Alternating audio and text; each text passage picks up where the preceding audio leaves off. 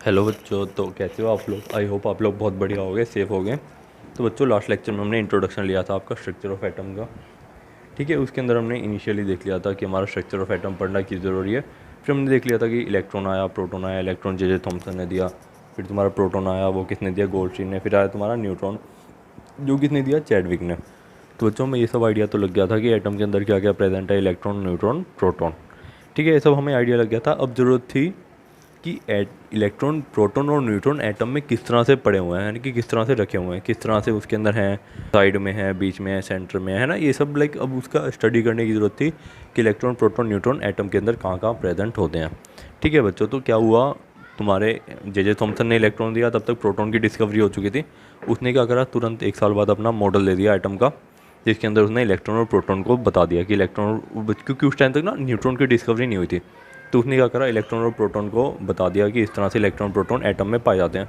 उसने किससे कंपेयर करा अपने मॉडल ऑफ एटम को, वाटरमेलन से, या फिर प्लम पुडिंग मॉडल बोलो, कि जैसे तुम केक वगैरह जो खाते हो, जैसे उसने बच्चों वाटरमेलन से कंपेयर करा। कैसे, उसने क्या बोला कि बच्चों जैसे वाटरमेलन के अंदर जो रेड रेड पार्ट है, ऐसे ही वो एटम के अंदर रेड रेड पार्ट कैसा होता है, प्रोटॉन जैसा होता है। कि लाइक वो रेड रेड पार्ट कैसा है, प्रोटॉन है। और जो भी उसके अंदर वाटरमेलन के अंदर बीज वगैरह होते हैं ब्लैक ब्लैक, वो क्या है, इलेक्ट्रॉन। वो सीड्स क्या है, इलेक्ट्रॉन। ठीक है, तो उसने कुछ वाटरमेलन से इस तरह कंपेयर करा कि जो भी रेड रेड पार्ट है वो क्या है, तुम्हारा प्रोटॉन, और जो भी तुम्हारे सीड्स हैं वो क्या है, इलेक्ट्रॉन। आई होप आप इमेजिन कर पा रहे होगे।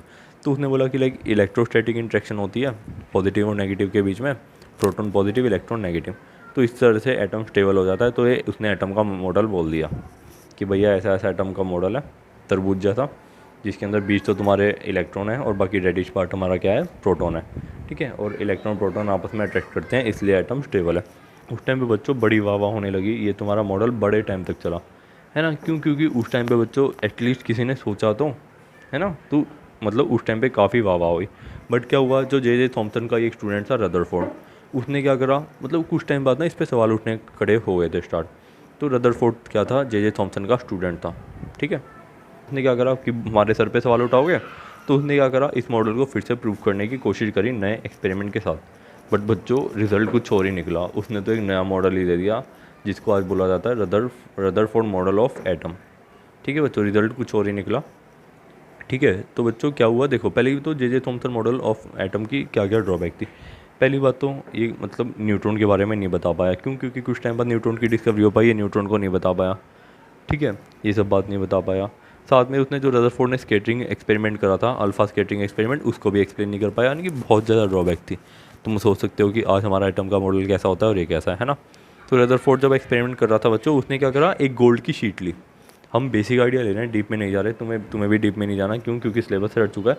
तो रदरफोर्ड ने बच्चों क्या करा, एक गोल्ड की शीट ली, इतनी पतली शीट, टिश्यू पेपर से ही पतली शीट। ठीक है, उसने क्या देखा, उसने देखा बच्चों कि जब भी उसने अल्फ़ा पार्टिकल मारे ना उस गोल्ड की शीट पे, और अल्फ़ा पार्टिकल बच्चों क्या, हीलियम न्यूक्लियस या हीलियम 2+ आयन। अगर हीलियम में से हम 2 इलेक्ट्रॉन को निकाल दें तो क्या बन जाते हैं, अल्फ़ा पार्टिकल। ठीक है, जैसे ही बच्चों उसने बम्बार्ड कराया, मतलब कि किसी रेडियो एक्टिव एलिमेंट का यूज़ करके बम्बार्ड कराया, मारा उस पर, तो बच्चों उसने क्या पाया कि most of the alpha particle सीधा डायरेक्टली जा रहे थे, यानी कि उस शीट को पास कर रहे थे। एक्सपेरिमेंट हम पढ़ नहीं रहे, तुम्हें मे भी थोड़ा कम समझ आए, बट हल्का सा आइडिया ले लो। ठीक है, और उसने क्या देखा कि most of the alpha particle सीधा पास हो रहे थे गोल्ड शीट में से। ठीक है, और बहुत थोड़े थोड़े क्या कर रहे थे, रिफ्लेक्ट बैक कर रहे थे 180 डिग्री पे। जैसे ही अल्फ़ा पार्टिकल मारा तो वो एकदम से वापस आ गया, जैसे मारा, जैसे ऐसे जा रहा था एकदम से ऐसे वापस आ गया, है ना, कि 180 डिग्री पे।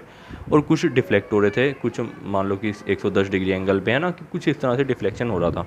उसने बच्चों क्या कंक्लूड करा, उसने कंक्लूड क्या करा कि जैसे जैसे अल्फ़ा पार्टिकल सीधे बाहर निकलते जा रहे हैं, ये तुम्हारे गोल्ड फॉइल में से, गोल्ड फॉइल में से ऐसे ऐसे अल्फ़ा पार्टिकल बाहर निकल जा रहे हैं, यानी कि मोस्ट ऑफ द तुम्हारा एटम में स्पेस कैसा है, खाली है। कि 99% ऑलमोस्ट एटम के अंदर स्पेस खाली है। ठीक है, उसने ये कंक्लूड करा। साथ में ये कंक्लूड करा कि जो भी तुम्हारा न्यूट्रॉन है और तुम्हारा जो प्रोटॉन है वो न्यूक्लियस के अंदर प्रेजेंट है। और न्यूक्लियस कहाँ पे प्रेजेंट है बच्चों, एटम के बिल्कुल बीच में। ठीक है, उसने ये बात भी बोली कि न्यूक्लियस के अंदर तुम्हारा न्यूट्रॉन और प्रोटॉन प्रेजेंट है, वो बहुत छोटे से एरिया में प्रेजेंट है। वो 99% एटम का स्पेस खाली है और बीच में बस तुम्हारा छोटा सा न्यूक्लियस है। तुम ऐसा सोच सकते हो कि, है ना, ये फुटबॉल का बहुत बड़ा ग्राउंड है, उसके अंदर बीच में फुटबॉल पड़ी है। ठीक है, वो तुम्हारा हो गया फुटबॉल, न्यूक्लियस, और पूरा ग्राउंड बच्चों क्या हो गया, एटम। तो उसने बच्चों पहला पॉइंट क्या बोल दिया, protons and neutrons are present in the nucleus and nucleus is very small in size and electrons and nucleus held by electrostatic forces, कि जो इलेक्ट्रॉन और न्यूक्लियस है बच्चों वो कैसे प्रेजेंट है मतलब एटम में इलेक्ट्रोस्टैटिक फोर्स के अंदर, क्यों न्यूक्लियस और इलेक्ट्रॉन आपस में इलेक्ट्रोस्टैटिक फोर्स लगा रहे हैं इसलिए वो स्टेबल है। ठीक है, उसने ये भी बोल दिया था most of the space in the atom is empty. ठीक है, तो फिर बच्चों ये बात उठने लगी भाई तू बोल रहा है क्यों न्यूक्लियस और इलेक्ट्रॉन के बीच में इलेक्ट्रोस्टैटिक इंट्रैक्शन है, ठीक है, क्या इलेक्ट्रोस्टैटिक अट्रैक्शन है, तो इस हिसाब से तो भैया न्यूक्लियस को इलेक्ट्रॉन को खींच लेना चाहिए, अपने अंदर समा लेना चाहिए। क्यों? क्योंकि न्यूक्लियस इतना ज़्यादा स्ट्रॉन्ग है, छोटे से एरिया में बड़े से पॉजिटिव चार्ज हैं, उनको इलेक्ट्रॉन को खींच लेना चाहिए अपने अपने अंदर, है ना, कि अगर वो स्टेशनरी अपनी जगह पे खड़ा है। फिर उसने क्या बोला कि ऐसा नहीं है, इलेक्ट्रॉन क्या कर रहे हैं, न्यूक्लियस के चारों तरफ घूम रहे हैं। उसने क्या बोला, न्यूक्लियस के चारों तरफ घूम रहे हैं। किस तरह से? जैसे सोलर सिस्टम के अंदर अर्थ सन के चक्कर लगाता है, ये सन है साइड में, अर्थ चक्कर लगाता है, उस तरह से न्यूक्लियस के राउंड में इलेक्ट्रॉन घूम रहे हैं। ठीक है, और ये जो भी इलेक्ट्रोस्टैटिक इंट्रैक्शन है इसके बीच में वो सेंट्रीपिटल फोर्स के अंदर कन्वर्ट हो रहा है और इस तरह से चक्कर लगाता जा रहा है, कुछ इस तरह से उसने बोला। ठीक है, तो उसने सोलर सिस्टम से कंपेयर करा कि जैसे अर्थ ऑर्बिट में घूमता है, अर्थ सन के ऑर्बिट में घूमता है, ऐसे ही इलेक्ट्रॉन तुम्हारे न्यूक्लियस के ऑर्बिट में घूमते हैं। ये सब उसने बातें बोली, और जो इलेक्ट्रोस्टैटिक इंट्रैक्शन है वो सेंट्रीपिटल फोर्स में कन्वर्ट होता जा रहा है और घूमते जा रहे हैं। ठीक है बच्चों, तो ये सब कुछ उसने बातें बोली। ठीक है बच्चों, बहुत बढ़िया। तो उस टाइम पे ये चला थोड़ा बहुत, फिर बातें उठने लगी, इतने में आ गया मैक्सवेल। तो मैक्सवेल ने बोला भाई कि ठीक है, तूने बोला कि अर्थ सन के चारों तरफ चक्कर लगाता है, इसी तरह से इलेक्ट्रॉन भी न्यूक्लियस के चक्कर लगाता है, बट अर्थ चार्ज पार्टिकल नहीं है, इलेक्ट्रॉन तो चार्ज पार्टिकल है ना। तो जब भी एक चार्ज पार्टिकल चक्कर लगाता है इलेक्ट्रोस्टैटिक फोर्स के अंदर, तो वो क्या करता है, मैग्नेटिक फील्ड जनरेट करता है, या यूँ बोलो इलेक्ट्रोमैग्नेटिक रेडिएशन जनरेट करता है। कि जब भी कोई चार्ज पार्टिकल मूव करता है around in the electrostatic field, तो ड्यू टू एक्सेलरेशन वो क्या प्रोड्यूस करता है, इलेक्ट्रोमैग्नेटिक रेडिएशन।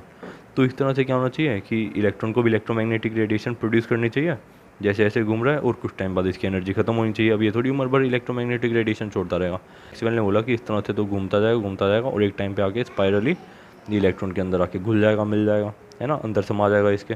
क्यों? क्योंकि एक इलेक्ट्रॉनिक चार्ज पार्टिकल है और जैसे ऐसे घूम रहा है, एक्सेलरेशन हो रही है, इलेक्ट्रोमैग्नेटिक रेडिएशन निकलनी चाहिए। क्यों? क्योंकि जब भी कोई चार्ज पार्टिकल घूमता है किसी फील्ड में, इलेक्ट्रिक फील्ड में, तो क्या करता है, ईएम रेडिएशन छोड़ता है।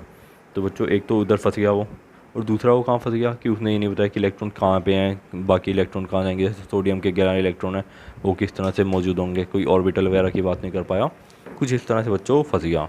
ठीक है बच्चों, उसकी होगी ड्रॉबैक।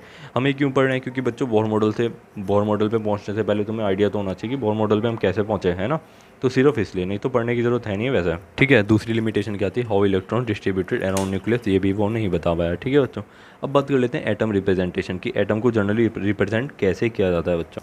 देखो बच्चों, एटम को रिप्रेजेंट करा जाता है एक्स जेड ए। जो स्मॉल जेड होता है ये क्या बताता है, एटॉमिक नंबर को, ए क्या बताता है, एटॉमिक मास को। ठीक है, एक्स क्या बताता है, उस एटम के सिंबल को। जैसे मान लो सोडियम का देख लेते हैं, सोडियम का सिंबल हो गया एन है, एटॉमिक नंबर 11, एटॉमिक मास 23। ठीक है, ए है एटॉमिक मास, जेड है एटॉमिक नंबर। ठीक है, एक्स क्या है बच्चों, एटॉमिक सिंबल, ए क्या है एटॉमिक मास नंबर, जेड क्या है एटॉमिक नंबर।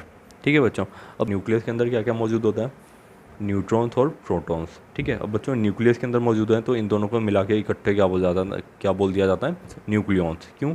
क्योंकि ये दोनों तुम्हारे न्यूक्लियस के अंदर प्रेजेंट है, तो ठीक है, इन दोनों को मिला के क्या बोल देते हैं, न्यूक्लियॉन्स। ठीक है बच्चों, अब बच्चों देखो, एटॉमिक मास नंबर किसी भी एलिमेंट का किसके इक्वल होता है, नंबर ऑफ न्यूट्रॉन प्लस में नंबर ऑफ प्रोटॉन, है ना, कि जितने नंबर ऑफ न्यूट्रॉन होंगे एटम में और जितने नंबर ऑफ प्रोटॉन होंगे वही क्या होगा, हमारा एटॉमिक मास नंबर। ठीक है बच्चों, एटॉमिक मास नंबर हल्का सा डिफरेंस होता है तुम्हारा एटॉमिक मास से। ठीक है बच्चों, और इधर से एक बात और पता चली कि हमारा एटम का जो भी मास होता है वो ऑलमोस्ट न्यूक्लियस में होता है, इलेक्ट्रॉन का मास तो बहुत ही ज़्यादा कम होता है। ठीक है, तो एटॉमिक मास नंबर बच्चों कैसे निकाल देते हैं, कैसे निकालते हैं, number of neutron plus number of proton. और बच्चों देखो, बात कर लेते हैं एटॉमिक नंबर जेड की, वो किसकी इक्वल होता है, किसी भी एलिमेंट का, किसी भी एटम का, किसी भी एटम के अंदर जितने नंबर ऑफ इलेक्ट्रॉन होंगे वो क्या होगा उसका एटॉमिक नंबर, या किसी भी न्यूट्रल एटम के अंदर जितने भी तुम्हारे नंबर ऑफ प्रोटॉन होंगे वो भी तुम्हारा क्या हो जाएगा, एटॉमिक नंबर। यानी कि एटॉमिक नंबर कैसे निकाल लेंगे, किसी भी एटम के अंदर जितने इलेक्ट्रॉन या जितने प्रोटॉन, वो क्या हो गया उसका एटॉमिक नंबर। ठीक है, एग्जांपल देख लो, जैसे ये सोडियम है, इसका एटॉमिक नंबर है 11, इसका एटॉमिक मास नंबर है 23। ठीक है, एलिमेंट कौन सा है, सोडियम, एटॉमिक नंबर बच्चों क्या हो जाएगा 11, कंपेयर कर लिया, एटॉमिक मास नंबर हो गया 23, ये क्या हो गया 23। अब नंबर ऑफ इलेक्ट्रॉन बच्चों कितने हो जाएंगे, एटॉमिक नंबर के इक्वल 11, और नंबर ऑफ प्रोटॉन कितने हो जाएंगे बच्चों 11, एटॉमिक नंबर के इक्वल। ठीक है बच्चों। और नंबर ऑफ़ न्यूट्रॉन कैसे निकाल सकते हैं बच्चों, ये वाला फॉर्मूला लगाओ, ये वाला फॉर्मूला लगाओ, atomic mass number is equal to number of neutron plus number of proton. Number of proton हमें मालूम है कितने हैं हमारे, 11। और बच्चों एटॉमिक मास नंबर हमें मालूम है कितना है, 23। तो इधर से हम निकाल सकते हैं नंबर ऑफ़ न्यूट्रॉन, तो इधर से नंबर ऑफ़ न्यूट्रॉन हमारे कितने आ गए, 12 बच्चों। ठीक है, ये भी हट चुका है, बट हम बेसिक आइडिया ले रहे हैं, क्यों, क्योंकि तुम्हें फ्यूचर में दिक्कत ना हो केमिस्ट्री को समझने में। ठीक है बच्चों, इसलिए बच्चों हमने ये वाला लेक्चर दिया अपना इन सब बेसिक चीज़ों को। आई होप आपको समझ आया होगा। कैसा भी डाउट होता है तो आप लोग पूछ लेना। ठीक है बच्चों, thank you so much, see you in next lecture.